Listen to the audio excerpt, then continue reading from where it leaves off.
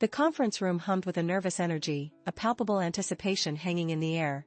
For weeks, the whispers had circulated, growing louder with each passing day. The promotion for head of global operations was finally being announced, and everyone, myself included, knew it was mine. I'd been with the company for 8 years, dedicating countless late nights and early mornings to building the very systems that kept our international supply chain running like a well-oiled machine. My heart pounded with a mix of excitement. And the quiet pride of a battle-hardened veteran finally getting their DUE.Mr. Harrison, our CEO, stepped to the podium, a tight smile on his face. "Good morning, everyone. I'm delighted to announce our new head of global operations." I straightened my tie, a confident, practiced smile ready. "Please join me in congratulating Liam Thorne." The name hit me like a physical blow. Liam Thorne. The CEO's nephew. The man who had joined the company a mere 6 months ago, fresh out of business school, with more ambition than experience and a perpetual smirk that suggested he knew something you didn't. The room erupted in polite, if somewhat stunned, applause. My smile vanished, replaced by a hollow ache that settled deep in my chest. 8 years. Hundreds of projects. Millions saved for the company. All, it seemed, for nothing. Just like that, the promotion I had earned, the role I had been groomed for, was snatched away by the invisible hand of nepotism. The injustice was a bitter taste in my mouth, but beneath it, a cold, hard resolve began to form. They didn't know what they had just done. They didn't know my secret.my journey with this company wasn't just a job, it was a testament to dedication, a silent crusade for efficiency and excellence. I started in a small, windowless office in the logistics department, poring over spreadsheets, identifying bottlenecks, and streamlining delivery routes. Over 8 years, I became the company's unsung hero, the person who could untangle any knot, fix any system, and calm any raging client. I was the architect of our entire global inventory management system, a complex, proprietary software suite that I literally built from scratch. When the original vendor for our international customs clearance module suddenly went bankrupt 5 years ago, it was my sleepless nights and coding marathons that salvaged the entire operation, preventing millions in lost shipments and regulatory fines. Nobody else understood its intricate code, its hidden backdoors, or its obscure error messages. To everyone else, it was just the system. To me, it was a living, breathing entity, a digital extension of my own mind. That was my secret. I also single-handedly managed our most lucrative international client, Apex Solutions. They were notoriously demanding, but I cultivated that relationship with meticulous care, understanding their every nuanced need, even anticipating issues before they arose. I was their dedicated point of contact, the invisible bridge between 2 continents. My colleagues called me the Whisperer because I could calm Apex with a single phone call. Liam Thorne, on the other hand, was everything I wasn't. He was a silver-spooned graduate, more adept at networking events than actual work. He'd glide through the office, a confident, empty suit, dropping buzzwords he barely understood. He'd once asked me if synergy was a type of software. His promotion wasn't just an insult, it was a dangerous gamble. And I, the one holding the keys to their operational kingdom, was now relegated to the sidelines, watching as incompetence took the reins. The quiet resentment had been building for years, a slow burn of overlooked contributions. Now, it had reached a boiling point, ready to ignite. The first few weeks under Liam Thorne's leadership were an exercise in controlled chaos. He arrived late, left early, and spent most of his time in ostentatious meetings where he'd parrot phrases he'd clearly heard from motivational podcasts. He quickly delegated every significant task, including oversight of the global inventory management system my system to junior members of the team, displaying a shocking ignorance of its complexity. "Just make sure it keeps synergizing," he'd say with a dismissive wave of his hand, completely unaware of the intricate algorithms and delicate integrations that kept millions of dollars in inventory flowing. I watched, quietly.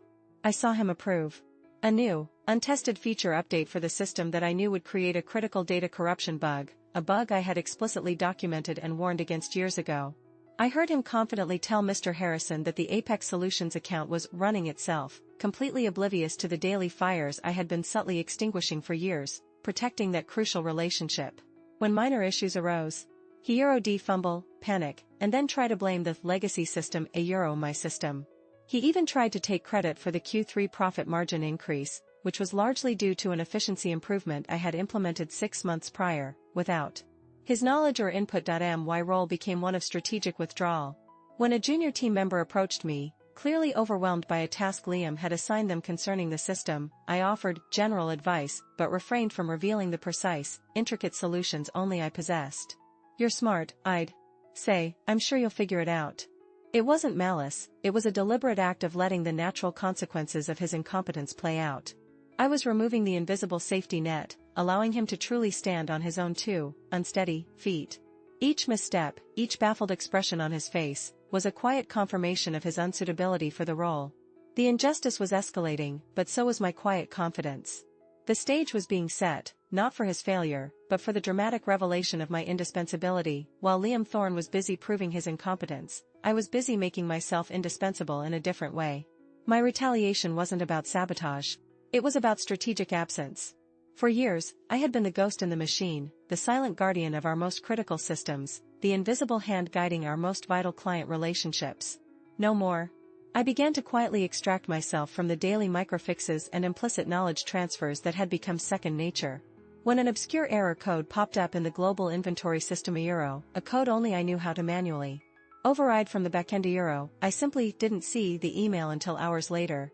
When Apex Solutions' account manager called with a complex, nuanced issue that required deep historical knowledge of our past projects, I gently redirected them to Liam, knowing he wouldn't have the context or the patience to truly understand. My planning wasn't about bringing down the company, it was about elevating my own worth by allowing their self-inflicted wounds to fester.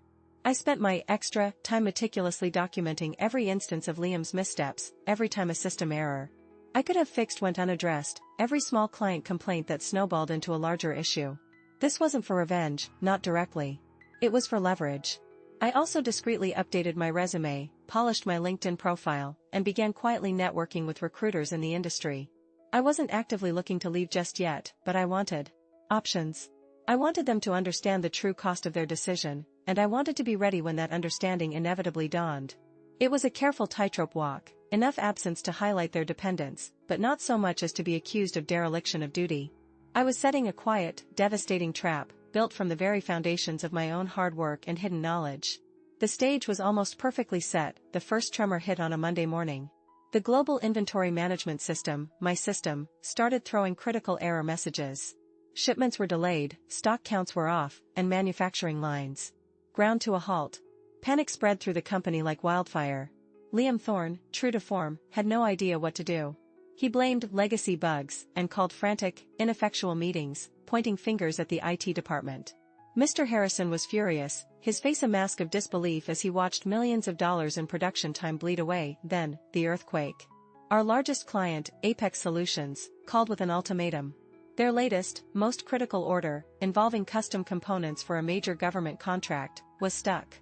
The inventory system had misallocated their raw materials, leading to a complete production halt.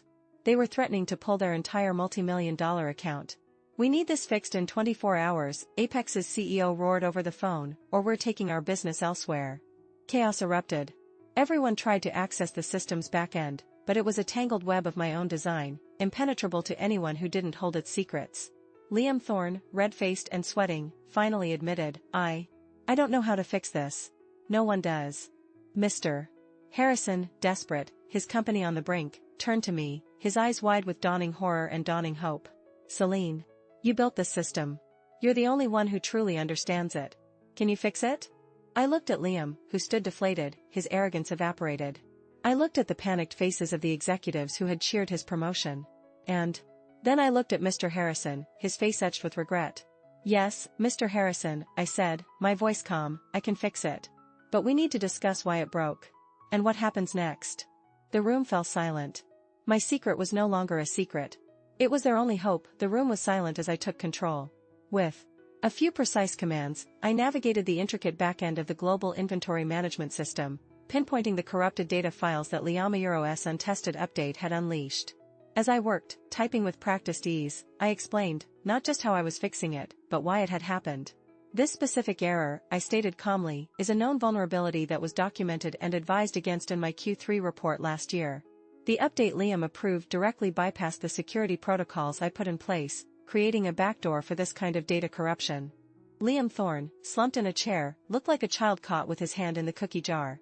Mr. Harrison's Expression shifted from desperation to a chilling fury directed squarely at his nephew. Within minutes, the system lights flickered green.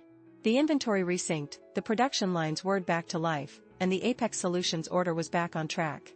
I had saved the company millions and, more importantly, salvaged its most crucial client relationship. The immediate aftermath was swift and brutal for Liam. Mr. Harrison, after ensuring the system was stable, addressed the room. Liam, he began, his voice dangerously low, your tenure as head of global operations is concluded. Effective immediately. Liam, pale and defeated, was escorted out, the same public spectacle I had endured, but this time, it was deserved. Mr. Harrison then turned to me, his eyes filled with a mix of gratitude and profound shame. Celine, he said, I have made a grave error in judgment. Your dedication, your expertise, your warning Sayuro, I overlooked them. I apologize, truly. We need you. Not just in your old role, but in the position you've earned. He offered me the head of global operations role, a significant salary increase, and full autonomy to restructure the department as I saw fit. He even proposed a seat on the executive board. The offer was tempting, but I had learned a crucial lesson. Mr. Harrison, I replied, I appreciate the offer, and I'm committed to this company. But I have conditions. First, a public, company-wide acknowledgement of my contributions and the circumstances of my previous dismissal. Second, a commitment to a strict meritocracy, with no more preferential treatment based on personal connections. And third, a direct reporting line to you, ensuring my expertise is no longer overlooked. He agreed to every single term. Within weeks, I was officially instated as the head of global operations. The irony was palpable. The promotion that had been stolen from me was now mine, cemented by my own indispensable secret knowledge. Liam Thorne, I heard through the grapevine, struggled to find another corporate role, his brief, ignominious tenure a stain on his resume. He eventually ended up in a junior position at a small, regional firm, a stark contrast to the global empire. He had nearly toppled. This experience redefined justice for me. It wasn't about personal vengeance, but about meritocracy triumphing over nepotism. It taught me the profound power of quiet mastery, that unseen contributions, if truly vital, will eventually reveal their worth. It also reinforced the importance of knowing your own value, even when others don't. Your true leverage often lies in the irreplaceable skills and hidden knowledge you possess. Never underestimate the power of being the one who truly knows how things work, because eventually, when chaos strikes, you become the only one who can put them back together. If you ever been passed over for a less qualified colleague, or felt your hidden talents unappreciated, I hope this story resonates. Trust in your expertise, cultivate your unique skills, and remember that true competence is the ultimate currency. Because when the house of cards built on favoritism inevitably collapses, your quiet mastery will be the only thing left standing. If you found this story compelling, please like this video, share your own experiences in the comments below, and subscribe for more tales of workplace triumph, unexpected twists, and the sweet satisfaction of meritocracy's justice.